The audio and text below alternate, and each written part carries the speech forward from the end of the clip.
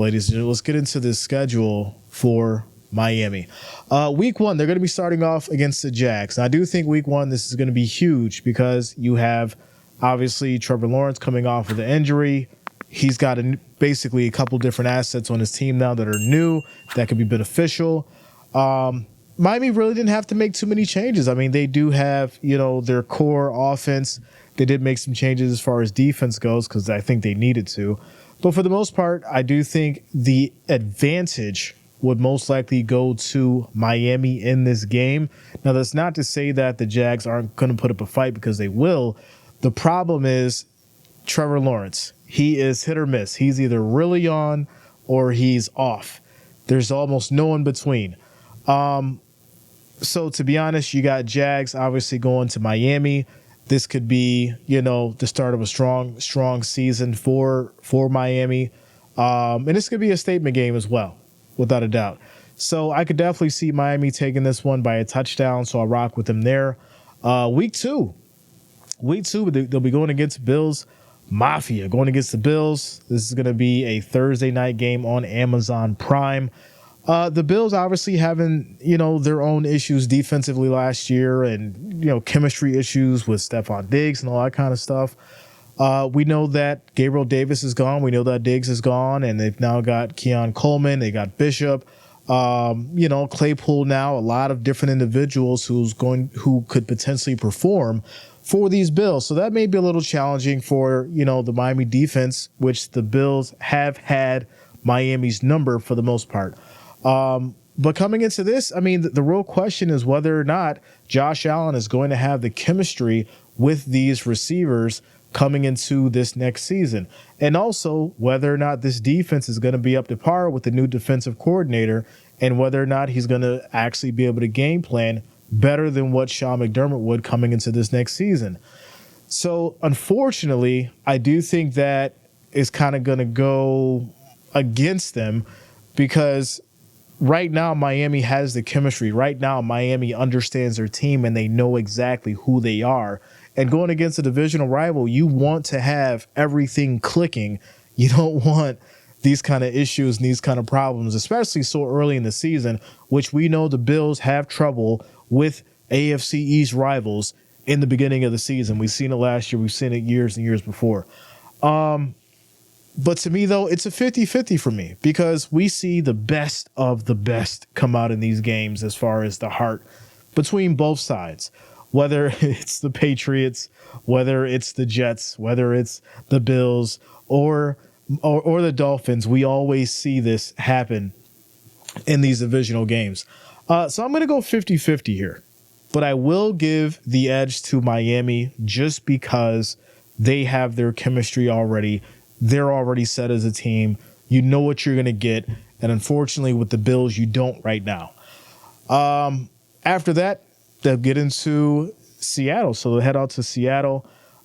Seattle, to me, I want to say that they're an okay team that's trying to get better this year. They do have some talent over there, but I think I will have to give the edge to Miami on this one. But I think it'll be a close game. I think it'll be a close game because Seattle definitely has a great defense. They come out strong and they surprise you sometimes. Crazy stuff happens. Metcalf gets going, Carbonet gets going, JSN gets going. There's a lot of variables that Miami may run into a roadblock in. And that's where Seattle can, pull an upset and really surprise people. But on paper, Miami should win this game. Next after that, it's going to be the Tennessee Titans, ladies and gentlemen. So the Titans, right? Will Levis and company. What's going on there? It's going to be, I think a learning experience for Will Levis. We did see him play last season, but this will be the first time he's coming into a full season of his own. And, how that's going to translate into week 4. Obviously, you want him to have a strong start. And I think, he's going to be finding his footing this year. He's going to be understanding as far as how to lead this team and build the chemistry that he needs to. And he'll probably have some significant moments that'll give him the character that he needs to getting into the season. With that said, this could be one of those games where everyone's sitting there like, well, what the hell's going on? Because Miami can't get it together. Neither can the Titans, and it just goes down to the wire, and Miami breaks with Tyreek Hill and wins the game. So I will give, Miami a 7-point win there. But it's questionable. It's questionable because the Titans are a question mark, and you just don't know what you're really going to get from this team with all the changes as well. So there's a lot there. There's a lot there with the Titans that I don't truly want to write them off because they have an okay team. Next after that's the Patriots. We know, the head coaching change. Bill Belichick is gone. Quarterback issues and who they're going to go with. I'm not sure that Zappy is the guy. It's a lot going on with New England. It's bad. It's really bad. Once again, AFC East divisional game, but I am rocking with Miami on this one just because it's the Patriots. It's Patriots. Y'all got to prove me wrong. Y'all got to show me something. Show me something. After that's week 6. Miami have a week 6, which is their bye. After that, it's going to be the Colts. Anthony Richardson coming back off of his injury. We did a lot of talking about the Colts and this team and what they're capable of. We know that they played decent. They did fairly well. My biggest thing was whether or not Anthony Richardson was going to come into next season and be ready mentally. We understand that you've moved past the injury physically, but can you overcome it mentally? And if he can, I think that the Colts will be a problem. And this could be a real test in week 7 with a strong matchup against Miami. So I'm going to go 50-50 here because I have a good feeling about the Colts team, but Miami's got their weapons. So I'm going to go 50-50 on that one. The Cardinals, Kyler Murray. Right, you got Marvin Harrison. What are you going to do? Is he going to change things? Is he going to become the quarterback that the Cardinals fans and this organization need him to be? Is he going to drop the Xbox controller? Is he going to read that playbook? Is he going to study the defenses? Is he going to do what he needs to do and get this this squad going?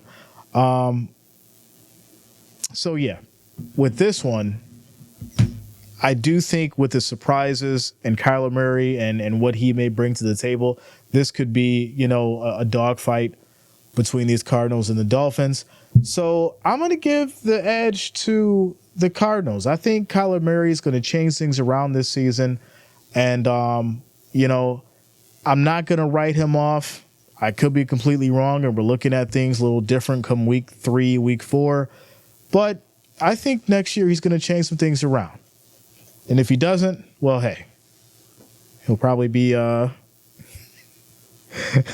free agent playing Call of Duty, making money that way. Before we get into week 9, let me hop into the chat. Shout out to you, Jacob. What up, yo? Michelle in the house. Shout out to Michelle. Let's go. Jacob says, Jay, I don't need to be entered in the giveaway because I'm already getting Madden with NCAA. Well, hey, all right, money bags. Tyrone said, Big T in the check-in. Let's go, bro. Let's go. Says, you're the number 1 NFL sports commentator. Michelle, I do thank you for the love and support. I appreciate you. K. Dottie says, hey, Jay, do you remember me, the crazy Eagles fan that used to be in the chat? Do you know how many crazy Eagles fans we get when the season's in play, yo? Listen, I can't say anything about the Eagles without somebody losing their mind. Matter of fact, there is one individual that always pops into my mind when it comes to anything Philly.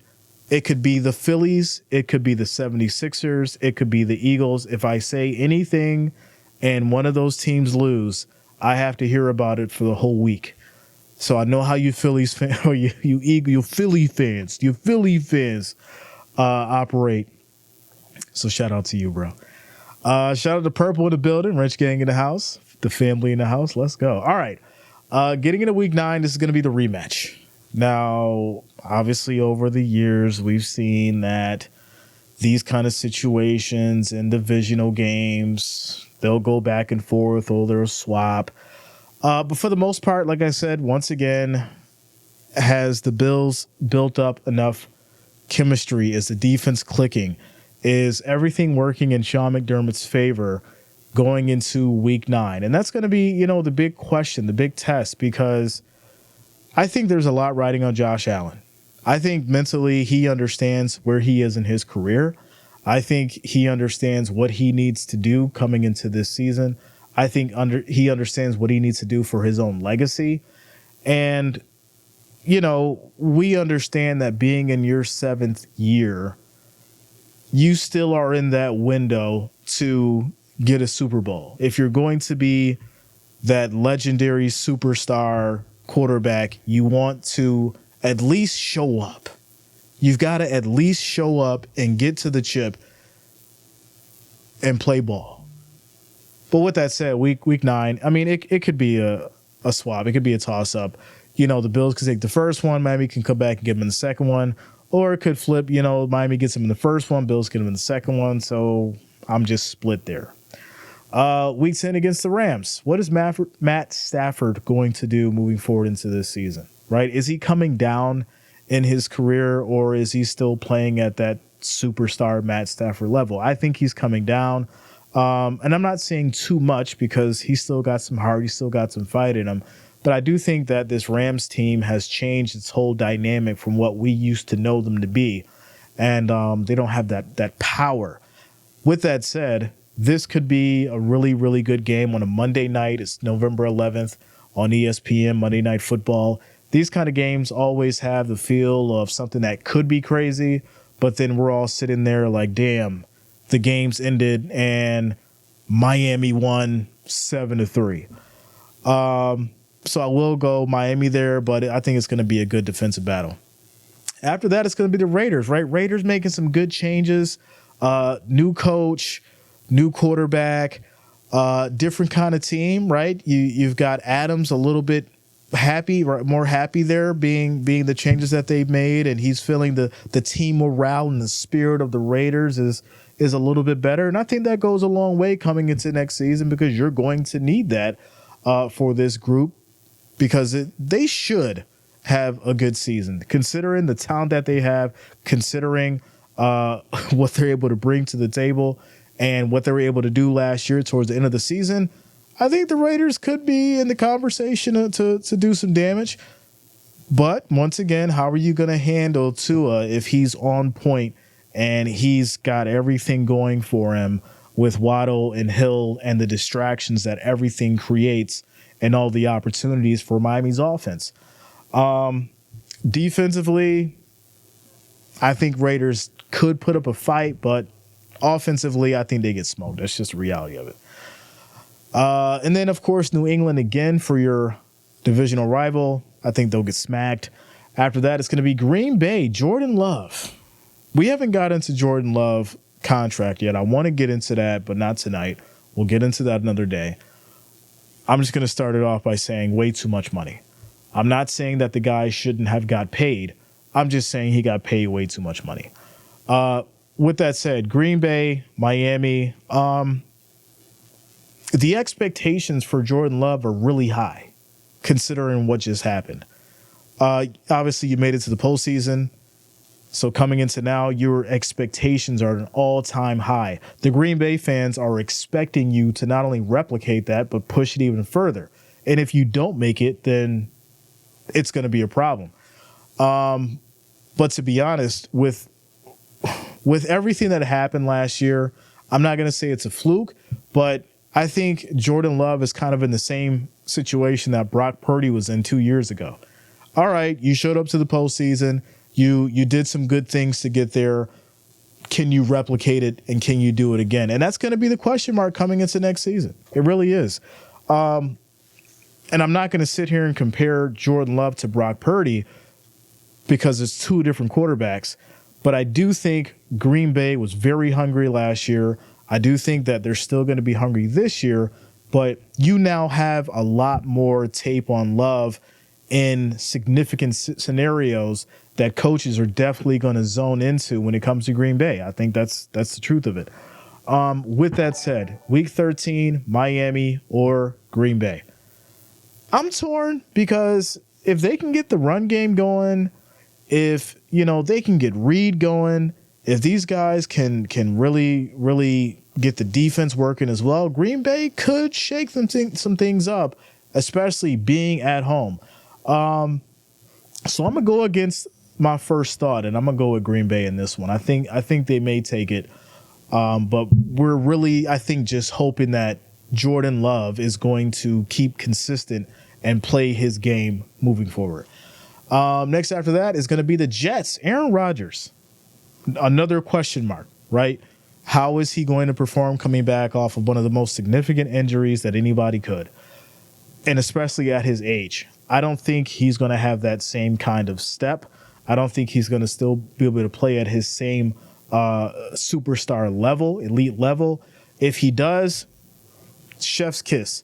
I would love to see it, but I don't think it's going to happen. So, yeah, I'm going to rock with Miami on that one, especially with it being a divisional game. After that, it's going to be Houston, right? Houston, C.J. Stroud, Stephon Diggs, Tank Dell, Collins. These boys are balling. They did really good last year. They went to the postseason. C.J. Stroud looked like he was where he was supposed to be. And then coming into this season, this is going to be another one of those situations where, okay, end of the season, week 15, it's now time to prove yourself. Can you do it again? I think with the additional pieces that C.J. Stroud got, this could become a nightmare for the Miami defense as long as Stephon Diggs isn't being a diva. If Stephon Diggs is being a diva, then I think the problem that is going to come from this is creating issues in the locker room, and also creating confusion with C.J. Stroud and who he should throw to and how he should work his game. I think that could be very problematic, but I'm going to give the edge to the Texans on this one, just because I feel like they have a good chance of picking up what they left off last year, and they're going to be a little bit more hungry for it. After that, it's going to be the 49ers, Brock Purdy and company. Obviously, we know the situation with Ayuk, but, I mean, the spirit of the 49ers and this team and what they're able to do, it's a very competitive offense. It's a very competitive defense, very strong on both sides of the field. Even if you take away Ayuk, you put somebody else there, Brock Purdy is going to get the ball to him. So, I'm not saying that anyone could replace Ayuk because he was an asset to the team. But if you can get somebody quality in there with Ayuk leaving, then, yeah, I think it'll definitely make sense if he does leave. But with that said, I got to go 49ers on this just because they're a different animal right now. And until somebody can prove me wrong, or until this team can get beat at that level to prove me wrong, 49ers are just at a different level. Next after that's going to be the Browns, right? Deshaun Watson, this team, an amazing defense. They went to the postseason last year. Now, obviously, I can't give the credit to Deshaun Watson for that because that was Joey. That was Joe Flacco. But with that said, we did see a little bit of Deshaun Watson before he went out. We are expecting him to show us why he got paid all this money this year, though. So you need to come out on that field. You need to show these Browns fans that, yes, you are worth this amount of money. And yes, you still have the talent to lead this team in a better situation than what Joe Flacco did, because he came off the couch. We understand you were injured, but Joe Flacco came off the couch and took this team to the playoffs. You need to replicate that. I do think that Deshaun Watson is going to come into this with a different mindset, a different attitude. Hopefully he can build on, this momentum that the Browns does have, and come into, next season with a different frame of mind, ready to ball out. Week 17, these games are going to be very significant because obviously it's going to matter for seeding and all that kind of stuff. So this could be a very good one. But defensively, I have to give the edge to the Browns just because they had one of the best defenses last year. And if this Browns team is able to get to Tua and do business, that can be a real nightmare for the Miami offense. On the flip side, you will need Deshaun Watson to score because Miami defense is going to do work as well. And you don't want to keep Miami in it long. You want to try to get Miami done as early as possible and kind of demoralize them so they don't come back in the end with some crazy, ridiculous Tyreek Hill play. You know how it goes. I am going to go Browns on that one, though, for Week 17. Week 18, the Jets, once again, are they going to split? Aaron Rodgers is the biggest question mark for me right now. So there you go. There you go. So that is Miami. As far as the schedule, it's not easy. You got the Jags, starting off with the Jags, then you got the Bills. You got a good Seahawks team. Titans, decent. New England, I mean, you might as well just call that an exhibition game. Then you're going to rest, right? Now you're facing Richardson. Then it's going to be Murray. Then you're back to the Bills, then the Rams. When you look at these 1, 2, 3, 4, 5 games here, this stretch between week 7 and week 11 is definitely more challenging than what you may think. Then obviously you play New England. Then after that, you've got Green Bay, Jets, Houston, 49ers, Browns. So then after New England, week 13 through 17, very challenging again. And then obviously you got the Jets. So yeah, this could be very tough for Miami if they don't have everything figured out.